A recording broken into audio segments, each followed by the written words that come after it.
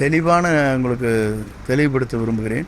தந்தியினுடைய online அவங்க வந்து எடுத்திருக்காங்க ஒரு சர்வே 2,50,808 பேர்கிட்ட எடுத்தாங்க. உங்களுக்கு ஒன்று சொல்ல விரும்புகிறேன். இதுவரையிலும் தமிழ்நாட்டின் வரலாற்றில் மட்டுமல்ல, இந்திய நாட்டின் வரலாற்றில் நாம் பார்த்திருப்போம் பசுமை புரட்சி, வெண்மை புரட்சி, இனப்புரட்சி. இப்போது தமிழக வெற்றி கழகத்துடைய தலைவர் தளபதியுடைய 200 இடங்களில் அவர் வெற்றி பெறுவார். அவர்தான் தமிழ்நாட்டை ஆழ்வார். இது மக்களால்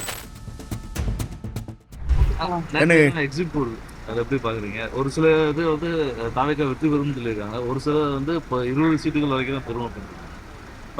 தெளிவான உங்களுக்கு தெளிவுபடுத்த விரும்புகிறேன். தந்தியினுடைய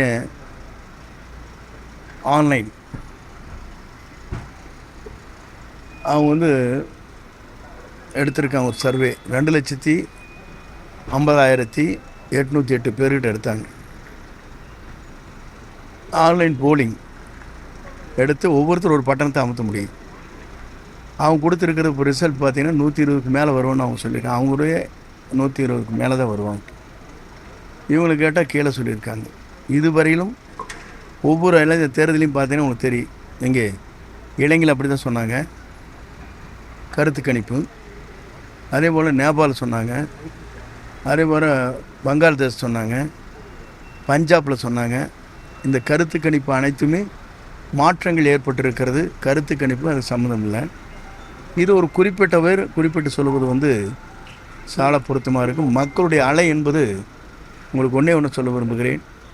இதுவரையிலும் தமிழ்நாட்டின் வரலாற்றில் மட்டுமல்ல, இந்திய நாட்டின் வரலாற்றில் நாம் பார்த்துருப்போம் பசுமை புரட்சி, வெண்மை புரட்சி, இனப்புரட்சி, சோசியலிச புரட்சின்னு சொல்லியிருக்காங்க.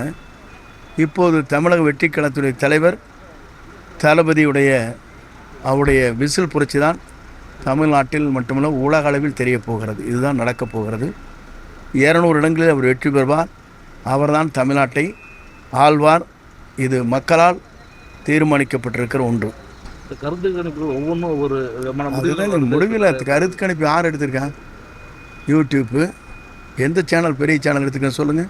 டைம்ஸ் அது டைம்ஸ் வந்து நம்மளுக்கு பிடிக்காத.